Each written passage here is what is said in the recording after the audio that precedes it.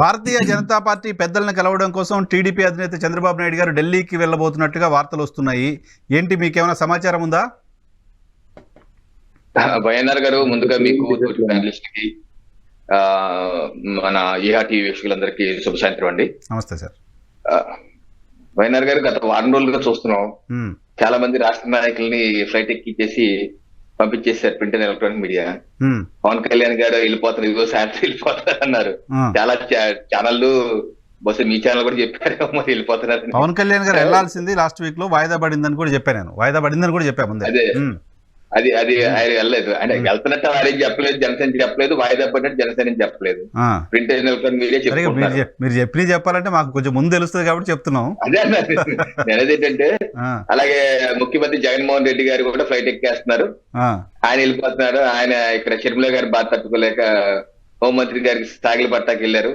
ఆయన కర్ణిస్తేనే ఇక్కడ గెలుపు, లేకపోతే సాధ్యం కదా. అదేదో హోంమంత్రి గారు చేస్తే మేము గెలుస్తాం, భారతీయ జనతా పార్టీ నాయకులుగా మేము ఎమ్మెల్యేలు గెలుస్తాం, కానీ జగన్మోహన్ రెడ్డి గారు ఏం గెలుస్తాడో నాకు తెలియదు. ఆ లాజిక్ ఏదో నాకు అర్థం కాలేదు.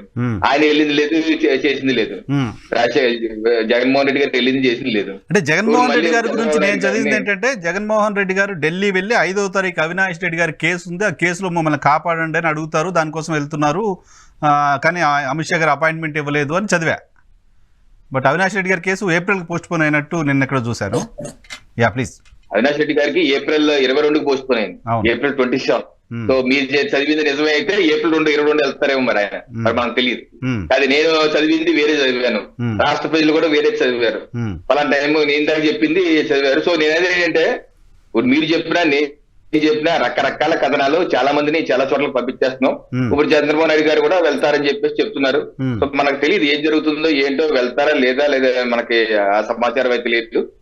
అయితే ఒకటైతే పక్క, ఏదైతే మా మిత్రపక్షం జనసేన ఉన్నారో పవన్ కళ్యాణ్ గారు, తప్పనిసరిగా మేము పవన్ కళ్యాణ్ గారితో డిస్కస్ చేయాల్సిన అవసరం అయితే ఉంది. అది ఎప్పుడు జరుగుతుందో ఆ భేటీ అయితే మనకు సమాచారం లేదు. సో ఆ భేటీ అయితే జరగాలి, ఎందుకంటే మా మిత్రపక్షం మా ఎన్డీఏ భాగస్వామి కాబట్టి అది జరిగి ఇక్కడ ఉన్నటువంటి క్లిష్టమైన పరిస్థితి, ఏదైతే విచిత్రమైన పరిస్థితి, మా ఎన్డీఏ భాగస్వామి కానీ టీడీపీతో వెళ్తానని చేసిన ప్రకటన, దాదాపుగా వారు చేసిన ప్రకటన, నేను బీజేపీ కేంద్ర నాయకత్వానికి ఈ విషయం నేను చెప్పలేదు, వెళ్ళి మాట్లాడతానని వారే చెప్పినటువంటి ప్రకటన. దీనికి ఫాలో అప్ గా చర్చ జరగాలి, దాని మీద స్పష్టత అయితే రావాలి, ఎవరెవరితో వెళ్తారని స్పష్టత రావాలి. అది ఎప్పుడు జరుగుతుందో మనకైతే తెలియదు. ఈలోపు అయితే చాలా ఊహాగానాలు రావటానికి సహజం, రకరకాల ఊహాగానాలు రావడం కూడా సహజం. నేనేం తప్పట్టు కానీ ఊహాగానాలు రావడం సహజం.